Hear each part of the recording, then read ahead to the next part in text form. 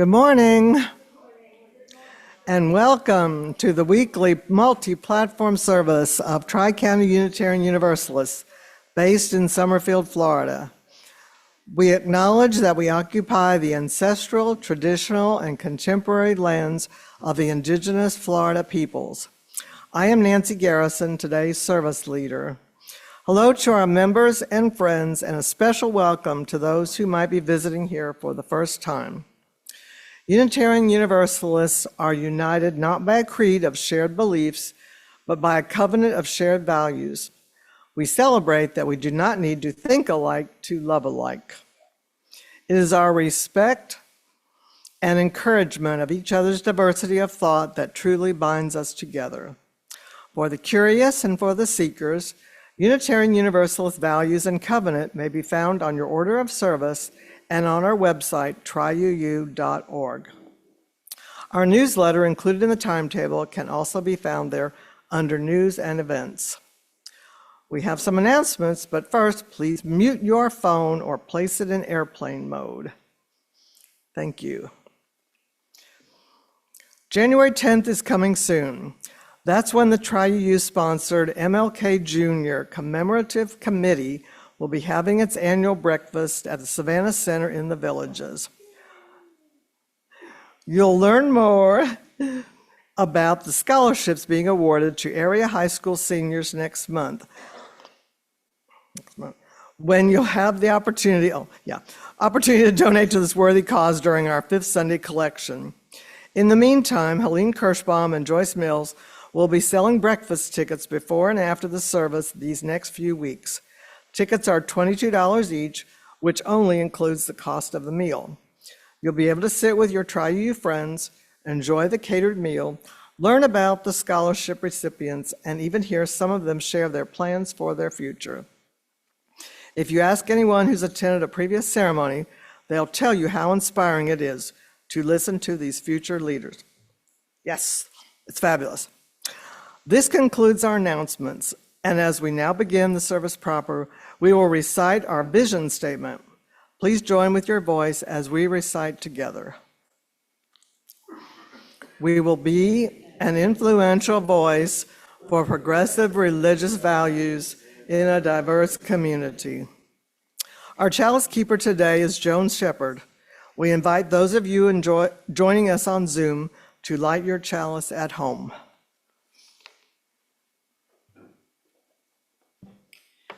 As we light our chalice, hear the words of Howard Zinn. To be hopeful in bad times is not just foolishly romantic. It is based on the fact that human history is a history not only of cruelty, but also compassion, courage, and justice. What we choose to emphasize in this history determines our lives. If we see the worst, it destroys our capacity to do something. If we remember times when when people acted magnificently, it gives us the energy to act.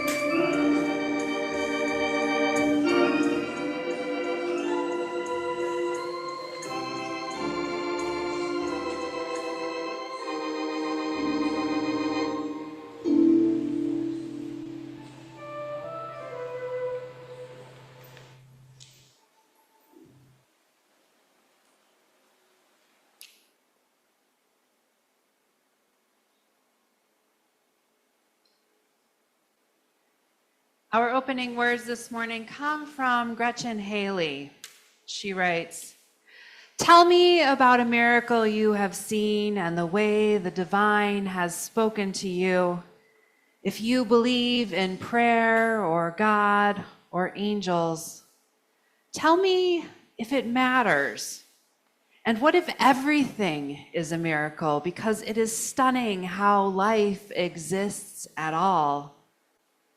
How do I get along with my neighbor who does not seem to want me to exist? And what if I don't believe in the inherent worth of everyone after all? Tell me about mercy and kindness and why people hurt each other so much, and if courageous love is enough. There are more questions than answers in this life, and we do not promise in this place a sure certainty, easy solutions, or quick salvation, but only the hard and yet still healing work of wrestling through it together, learning how to keep these hearts open to truths still being revealed even when they are broken, how to find here seeds of grace, and how to keep loving this still beautiful world. Come, let us worship together. Please rise and lift your voice in song with me for our opening hymn, Enter, Rejoice, and Come In.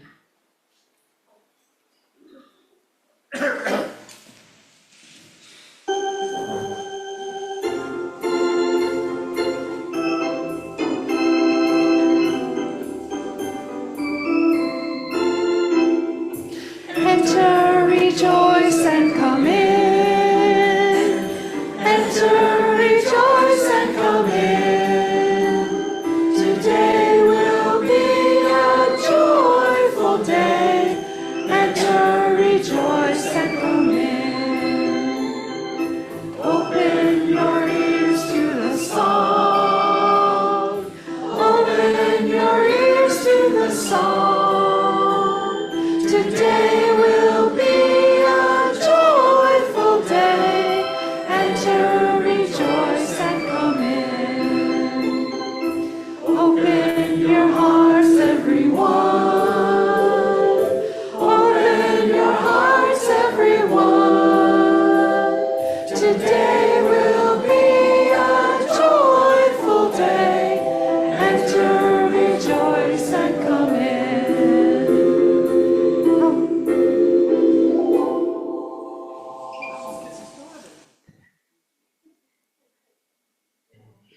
Just don't forget, don't be afraid of some change.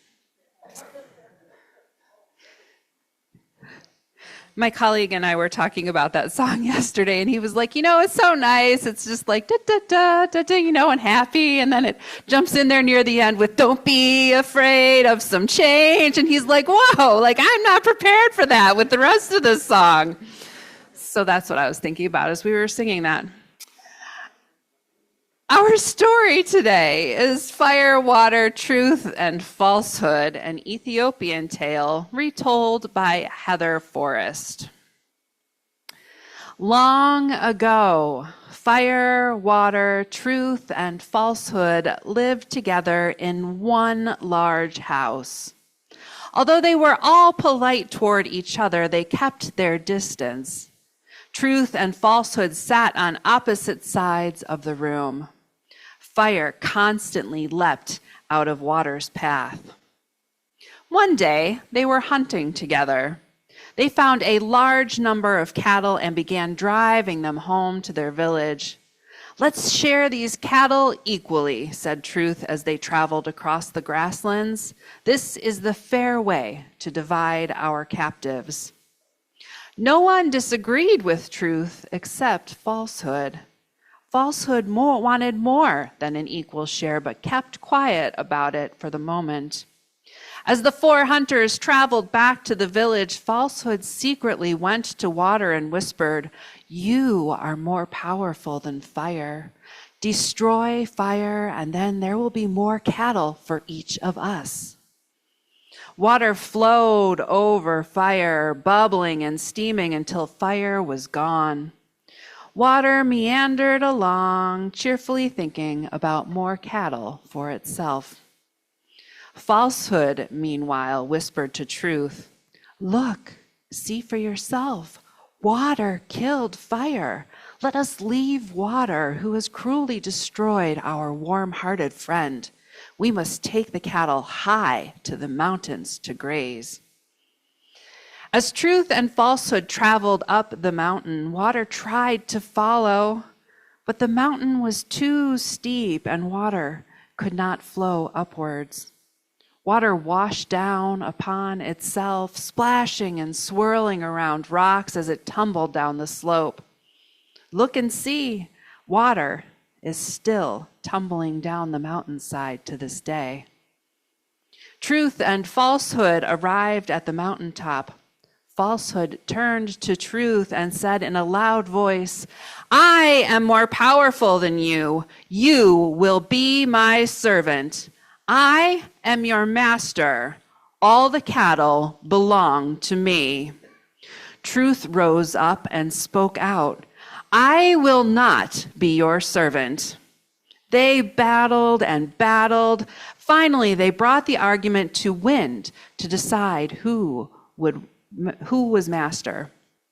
Wind didn't know. Wind blew all over the world to ask people whether truth or falsehood was more powerful. Some people said a single word of falsehood can completely destroy truth. Others insisted, like a small candle in the dark, truth can change every situation. Wind finally returned to the mountain and said, "I have seen that falsehood is powerful, but it can rule only where truth has stopped struggling to be heard. And it has been that way ever since."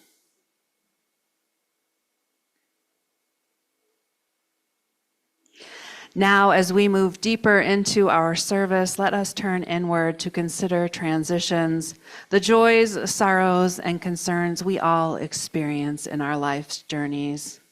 There are 3 bowls of stones of different colors representing the gratitude of joy, the grief of sorrow, and whatever feeling you're having related to concerns. After those present have placed stones in the water, our ushers will place stones from each of the bowls into the water on behalf of those who are not present with us in the building and those who have chosen not to or who are unable to come forward.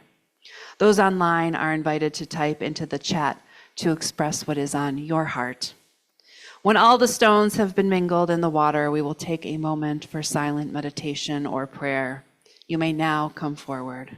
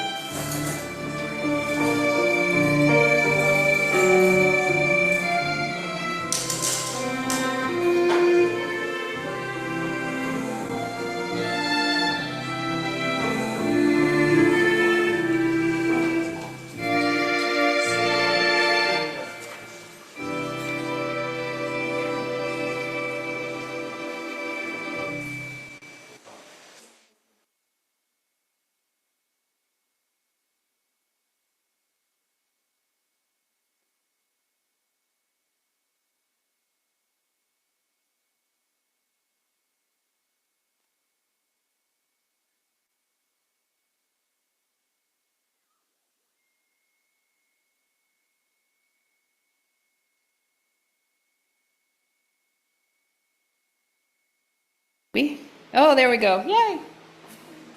Nope, nope, that wasn't No, it. you were coming through there. All right. Oh, now they're saying you can go back. This is perfect to ease us in to the time of mindfulness, right? Nope. Oh, dear. Nope.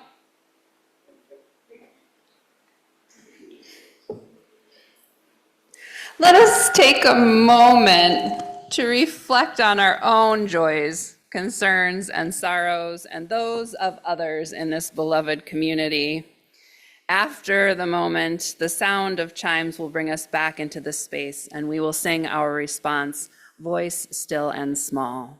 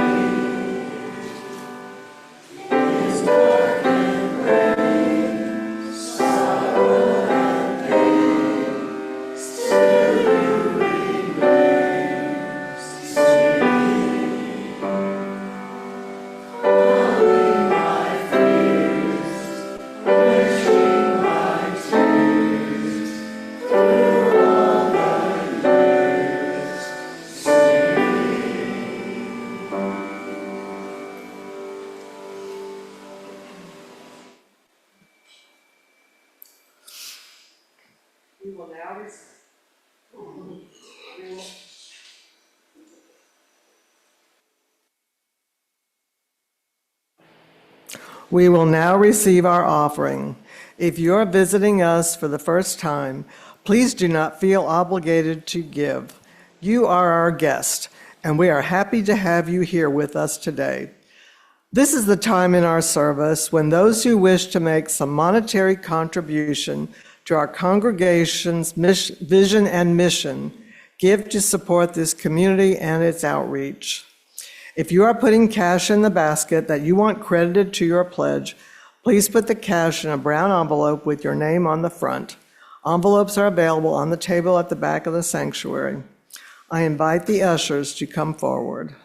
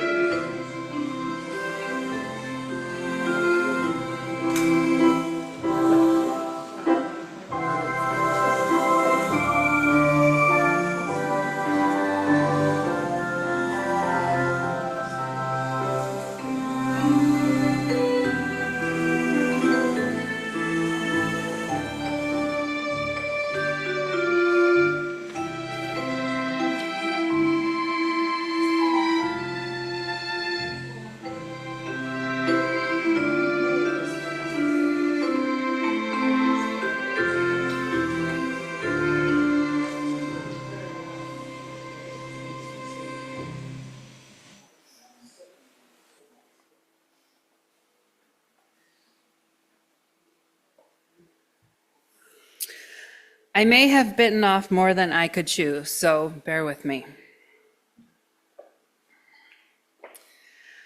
Our reading this morning comes from a Facebook post from Relentless Indigenous Woman from September 16th.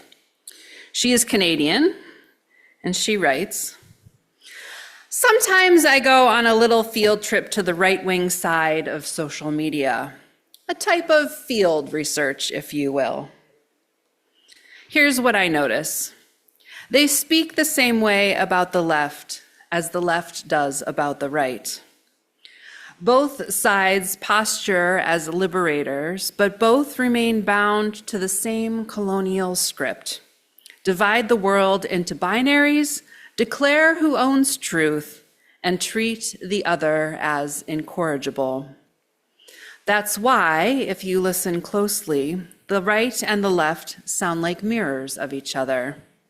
Both sides cast the other as emotionally broken, intellectually dishonest, beyond hope. Political psychology calls this mirror image perception. This mirror is intentional, shaped by colonial logic. The right and the left may disagree about content, but the structure is identical. One side possesses truth, the other denies it. One side is enlightened, the other ignorant. This is the colonial binary at work. The same binary that once justified empire, civilized, savage, rational, irrational, good, evil, now replays itself in partisan politics. Both sides are still standing on colonial ground. When we accept the mirror, we inherit the colonial script. We start to believe that the struggle is about who is right instead of how colonial violence continues unchallenged. The right is not interested in equal ground. It seeks domination. The left, meanwhile, often mistakes inclusion within colonial systems as liberation. Both positions leave the system intact. Both drain our energy into a hall of mirrors. True liberation requires a refusal to keep playing by colonial rules of debate and recognition. Here's 4 ways to refuse the colonial game. 1, refuse the binary.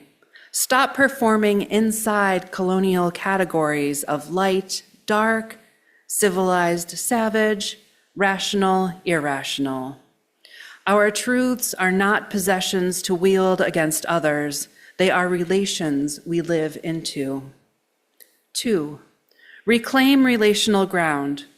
Center worldviews where knowledge is carried through story, relationality, kinship, and accountability, not through conquest of an opponent. 3, stop feeding extraction. Debating people who deny our humanity is not liberation. It's depletion. Your precious energy belongs in building. 4, build forward. Our compassion is not owed to those who weaponize denial. It belongs to our own people and to those willing to walk in real solidarity. Compassion here means refusing to let colonial rage shape our direction. The right and left may hurl the same insults, but neither offers a way out.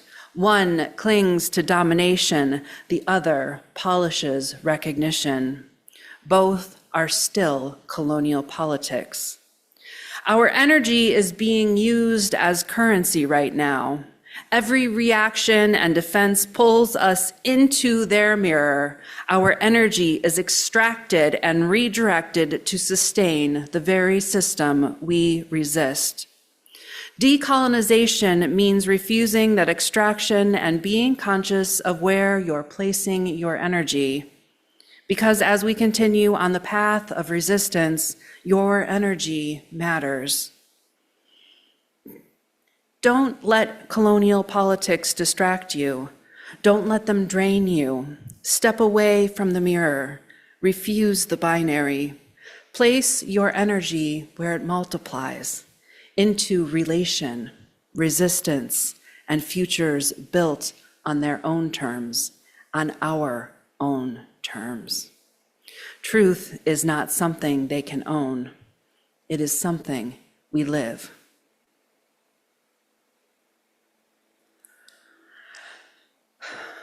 It is hard to believe that the word truthiness has been around for 20 years. The term alternative facts has been around for almost 9, and fake news has been around for 8. Our former 7 principles, which were a covenant among UU congregations about how to be in the world, tasked us with the free and responsible search for truth and meaning, among other things. Although the principles were replaced in the UUA bylaws during our 2024 General Assembly by the shared values that we're getting to know. The U.S. is full of news and so-called news that makes engaging the question of how to do that searching in the world as it now is, we'll call it difficult. I mean, how do we search freely and responsibly for truth and meaning in a world where a significant part of the population believes in alternative facts, for example? I've noted in the past that our U.S. American culture and society has been changing in the last 2 or 3 generations, and those changes have all brought us to this moment. The slide toward authoritarianism and fascism that we're experiencing now is bound up with the slide toward ignoring and even disputing objective facts, suggesting that information isn't important. To quote Depeche Mode, words are meaningless and forgettable. That what we say is the truth just because we said it.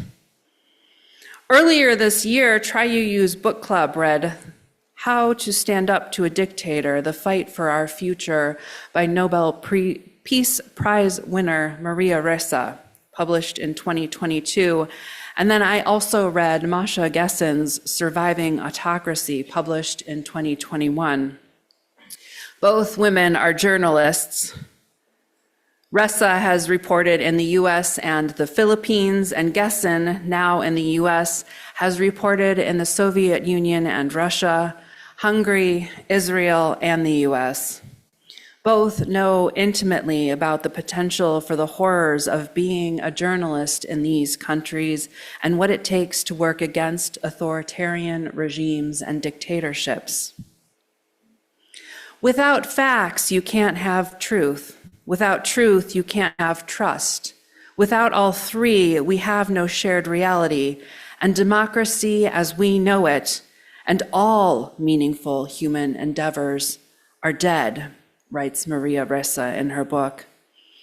She continues, I began calling it democracy's death by 1,000 cuts. Gessen takes it further. She writes, another quality of totalitarian leaders and their followers alike is the belief that the ends justify the means.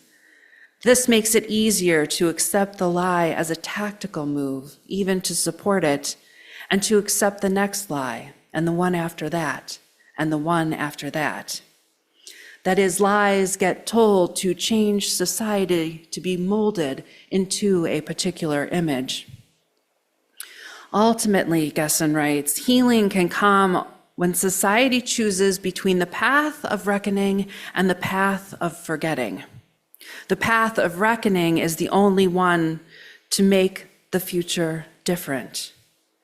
But this itself raises questions about how that's possible when we aren't even in agreement about the facts or what's true. Right now, we are stuck in a terrible place where truth isn't necessarily based on facts or reality, and where truth is equated with being right or wrong. Truth has been politicized, just like everything else in our lives. And as Gessen writes, Being right has become a question of power, not evidence. There is only a binary here, with no opportunity for reconciliation without abandoning what many might feel as their selves. So what is a you to do?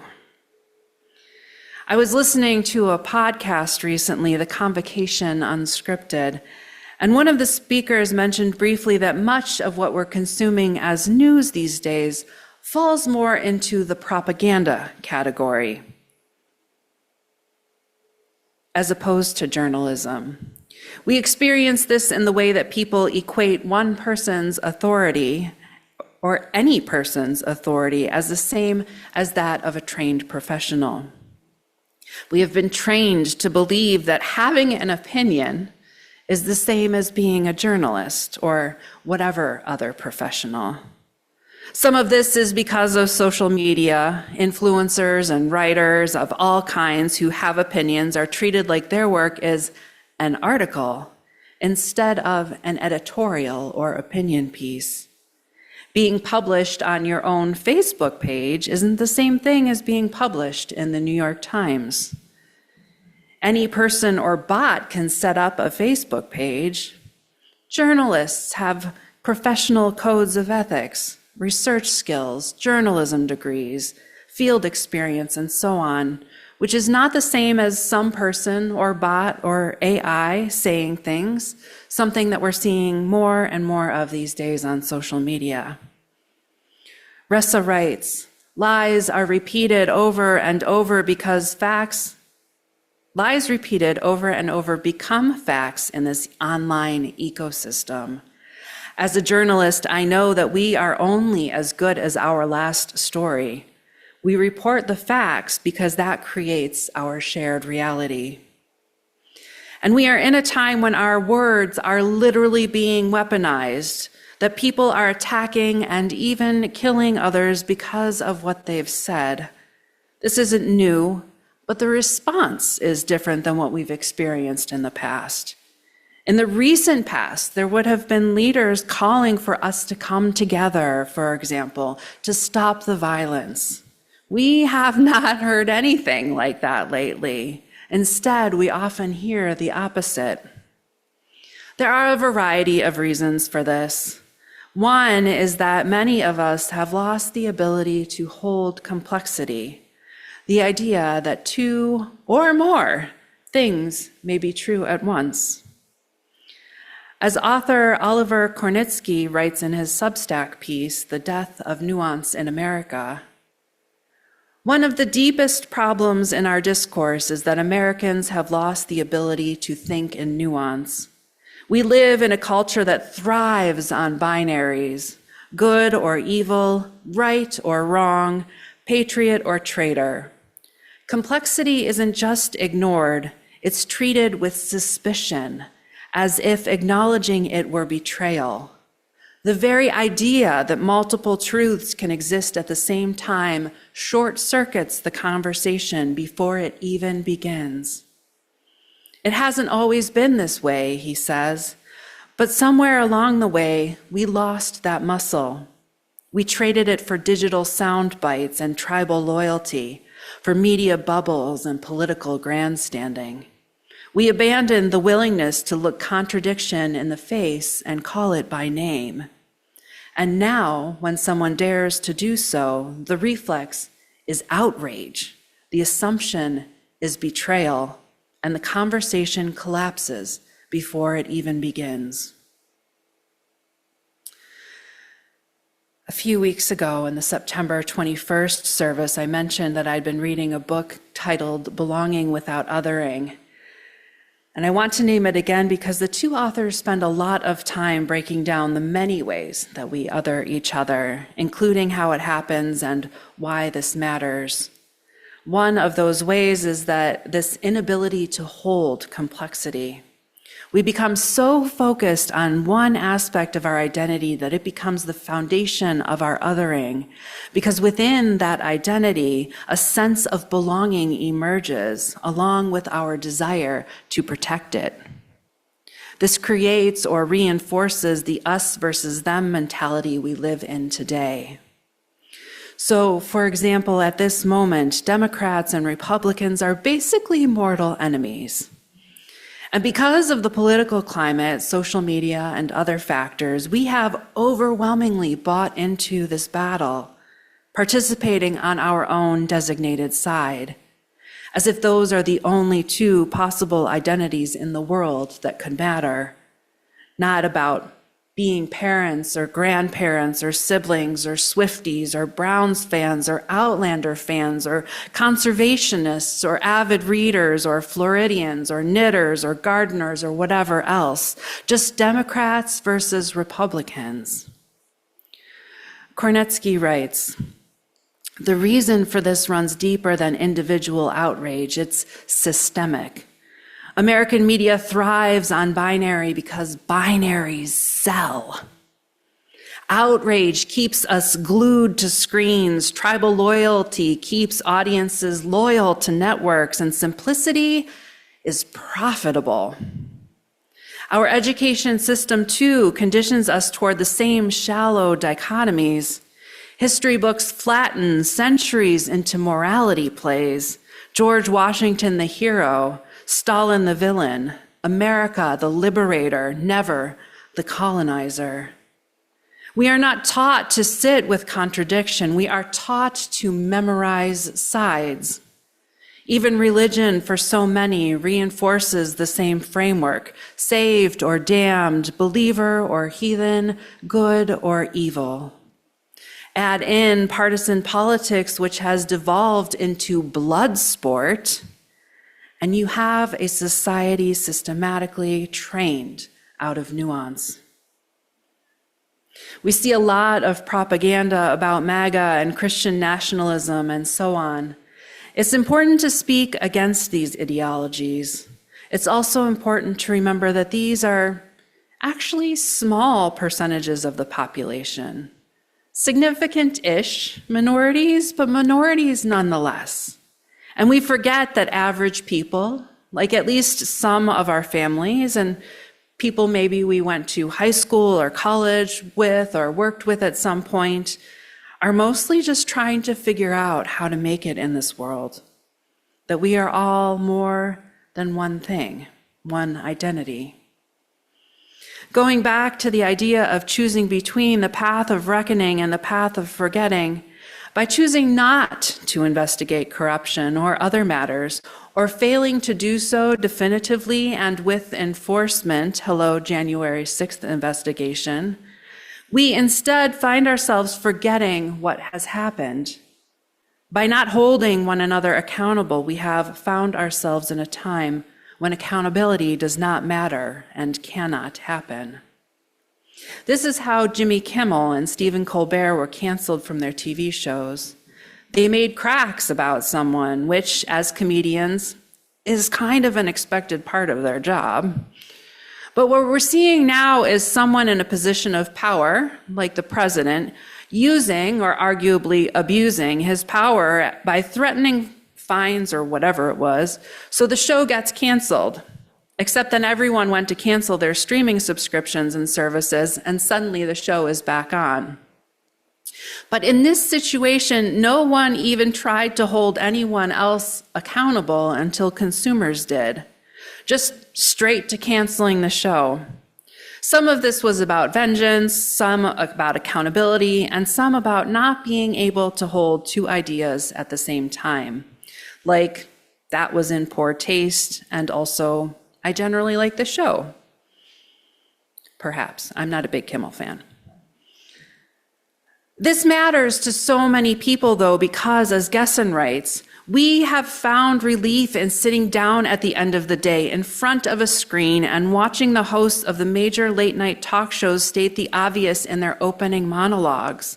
They imagined the unimaginable, thought the unthinkable, and spoke the unspeakable. There was nothing funny about it, but the audience laughed with relief. Not being bound by the conventions of respect and restraint, comedians could free us from the nagging sense that we were crazy. None of this was normal. It wasn't us. And instead of waiting to see if there was any follow through with fines or licenses or court orders, execs just did what they thought was easiest, out of fear, which is how we lose our freedom of speech and freedom of the press. We obey in advance, the opposite of Timothy Snyder's maxim, not to mention that free speech is being used to eliminate or drown out or destroy free speech. Freedom of speech and freedom of the press are hallmarks of a functioning, healthy democracy. So important that they are enshrined in the First Amendment. As Ressa writes, democracy is fragile. You have to fight for every bit, every law, every safeguard, every institution, every story. You must know how dangerous it is to suffer even the tiniest cut. This is why I say to us all, we must hold the line. And later she writes, the ability to discern and question, which is crucial to both journalism and democracy, is also determined by education. Journalists and news organizations are a reflection of the people's power to hold its leaders accountable. That means that ultimately the quality of a democracy can also be seen in the quality of its journalists. Going back to the idea of a shared reality, Gessen elaborates, journalism is essential to democracy because it creates a sense of shared reality across a city, a state, a nation. Without this shared reality, a public sphere cannot exist. This is the intersection of everything we've covered so far: othering, identity, truth, meaning, journalism. It all comes down to this. This time we are living in has created, through the erosion and attack on journalism and the freedom of speech, the unchecked rise of social media and surveillance capitalism, which makes it so that each of us has our own algorithm constantly catering to our interests to keep us engaged, the coexistence of truth and alternative facts. We each have our own reality. We are, as a society, splintered into increasingly polarized and opposing sides. We cannot stand each other, cannot have conversations, which means that we cannot share dreams or hopes or beliefs in the future. A shared reality can create a shared vision for who we might yet become, rooted in our shared past. A divided reality creates division and violence, an apocalyptic future based on a past that never existed, but for the comfort of some in this moment. Sometimes what it means to win is to not lose ourselves. We hold the space for the good. As my colleague, the Reverend Latifah Griffin, was recently quoted as saying in UU World's Wayfinder, I think people aren't looking for answers, but they're looking for authentic community, moral grounding, and a vision rooted in hope and action. So I think right now our values compel us, all of us, not just as ministers, but lay leaders and congregants alike, to speak uncomfortable truths and to hold space for healing at the same time. So this is our work, to tell the truth, to support good journalism and keep informed, to tell our stories, to question simplicity, especially when it asks us to turn away from each other, to honor the fullness of our history, telling the stories so often overlooked, to dream about the future and its wild possibility, to organize, collaborate, and build community, to gather together, to care for one another and our neighbors, to remember that we are all more than one thing, to channel our universalism and find ways to love even those we don't want to to not lose ourselves, to not be changed by social expectations and peer pressure as things worsen,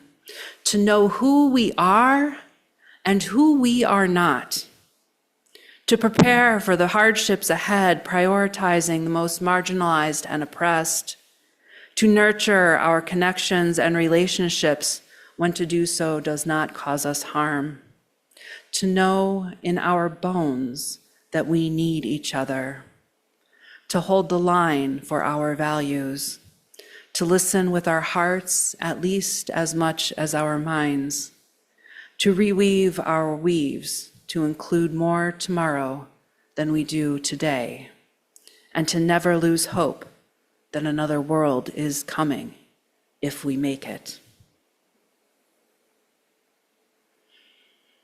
If you would please rise and lift your voice in song with me for our closing hymn, Gather the Spirit.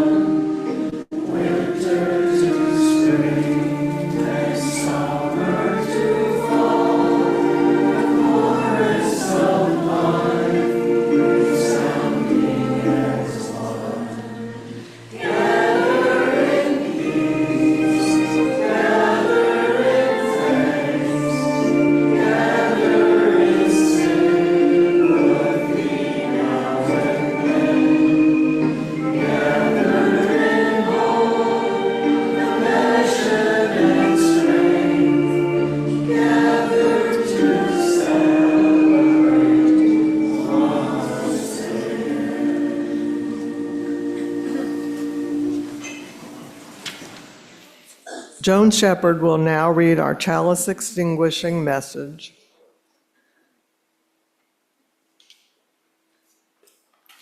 As we extinguish our chalice, hear the words of Sam Trumbore. Go forth in simplicity, find and walk a path that leads to compassion, wisdom, and peace. Welcome the stranger and open your heart to a world that needs healing. Be courageous before the faces of hate. Hold a vision of the common good that serves the need of all people.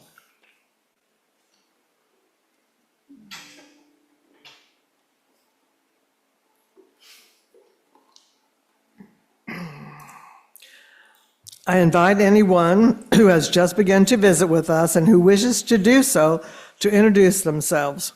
Please raise your hand and an usher will bring a microphone to you.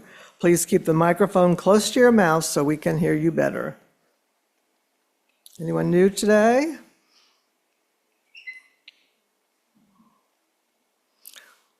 I'd like to acknowledge we have our former members here today, Suzanne and John Sides with us. Yay.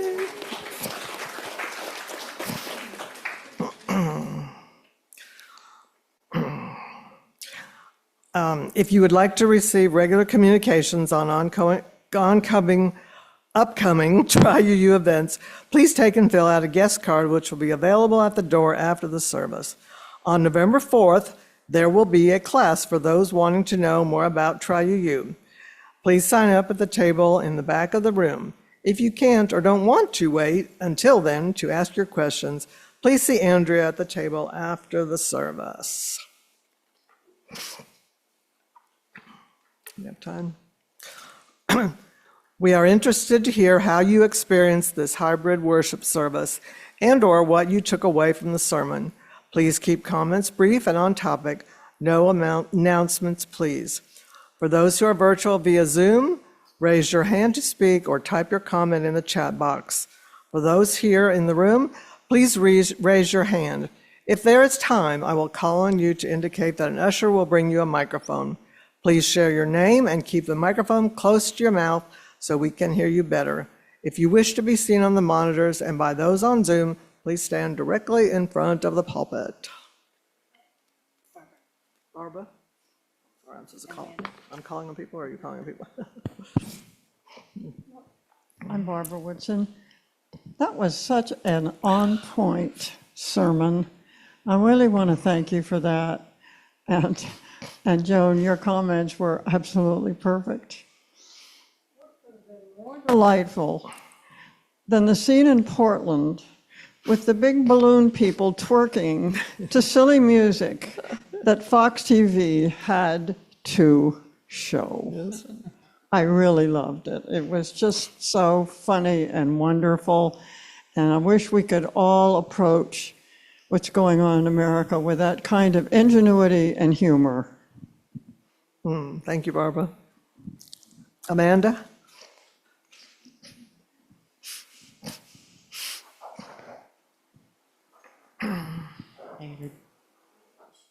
Okay, there we go. Just have to speak up.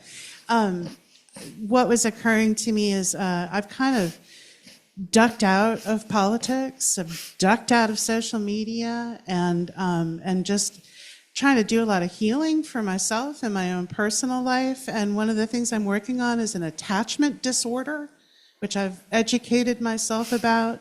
When you were talking, what immediately came to mind is my father and his brother, who for years hated one another. They were diametrically opposed. My father would say, he's a horrible person. My uncle would say, your father's a horrible person. I always started asking why. Well, he listens to easy listening. He listens to classical music. He's a snob. I drink good whiskey. He drinks that horrible bourbon. And I'm just looking at them, I'm going, yep. And they're both acting out their own abuse. They're both acting out their own attachment disorder. They're both acting out their own trauma in a scripted way. And that's a lot of what I see going back and forth and back and forth. And you know, I had a horrible car breakdown. I lost my car. It was really traumatic this summer. I felt really responsible for having destroyed the car. I didn't have the money to get a new car, yada, yada, yada. Well, the man who came in the tow truck to pick me up talked about two things. One about how horrible Joe Biden was, and the other one was how churches shouldn't really tell people what to think.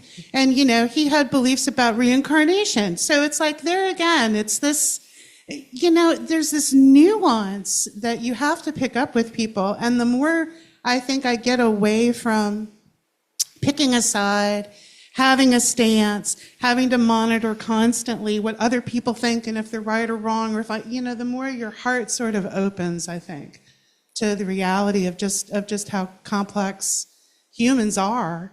And we're all suffering. Everybody's suffering is the same. I really believe that. So whether you're causing it or experiencing it, we've all perpetrated, we've all been victimized. And that's just where I'm trying to come from. So Thank you, Amanda. Leanna? Hi, my name is Liana. I just wanted to tell you about the experience I had yesterday because the word path keeps coming forward from Reverend Kristina. The person that I saw yesterday was a member of Gen Z. He was the president of the Democratic Advocates PAC, and their motto is, "We are the path forward." We're giving out big signs, and I would just encourage anybody who can get somewhere to hear a Gen Z speaker, as the person came to our congregation who had the camp with our youth.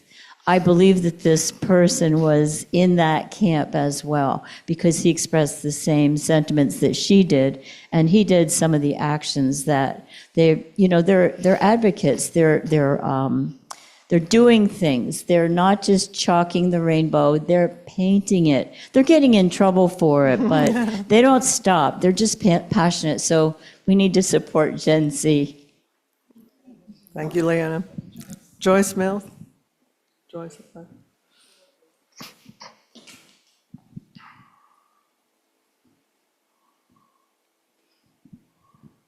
Lately, I've been reminding myself that I have an opinion, but so do my neighbors.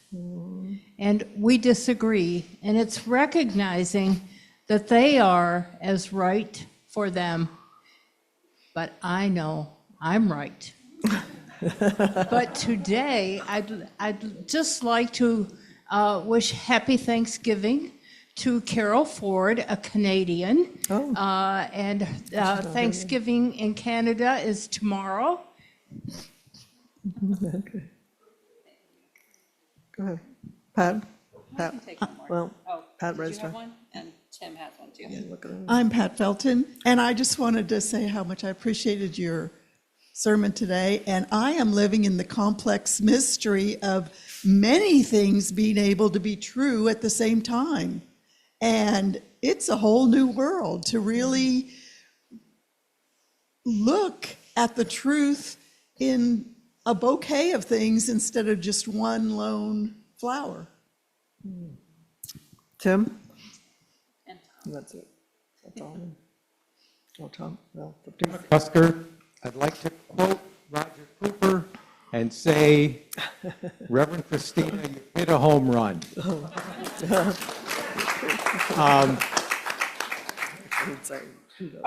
And I appreciate very much the warning that you gave us at the very beginning, because in fact, I'm looking forward to hearing this sermon over 3 weeks so I can understand all of it, because it's so complex.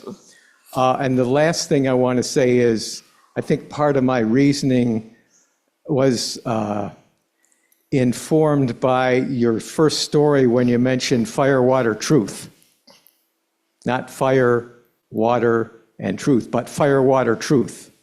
You know, you're thinking about that alcohol.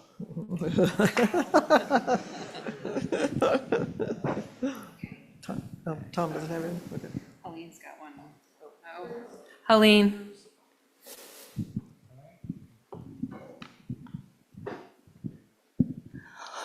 Well, only partial devil's advocate here. Okay, partial. Because all my friends now are from here. Okay, all the friends. We've broken up. I've broken all my attachments, any attachments I had with anyone else in the villages. And that's part of it is, do I want to hang around with people that are against my marriage, for example? We maybe personally they wouldn't say that. However, if they vote in a way or whatever that does hit me personally, to me, that is personal. I mean, to me, that is, if I want to call it, I guess it's a dichotomy. But it hits me. And I just don't want to see I guess I don't want to see their side because it does affect me. Thank you. Okay. Our closing words today come from Kelly Wiseman Aspruth Jackson. I send you out now to share yourself with the world. May its promise and complexity set your mind ablaze. May you hold fast to what your life has taught you. May you question everything.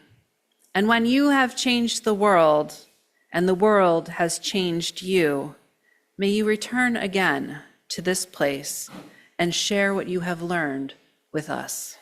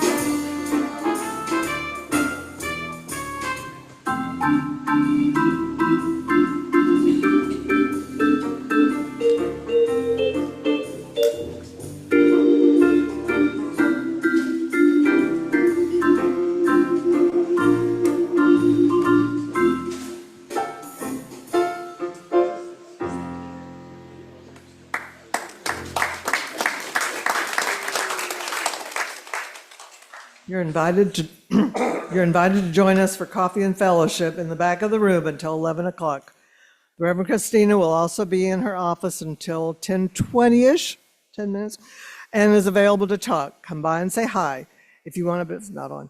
If you want a bit more to eat and more time to visit, there is a sign-up sheet at the table near the bookshelves to coordinate with others who would like to go out for brunch. The Zoom room will stay open for 20 minutes.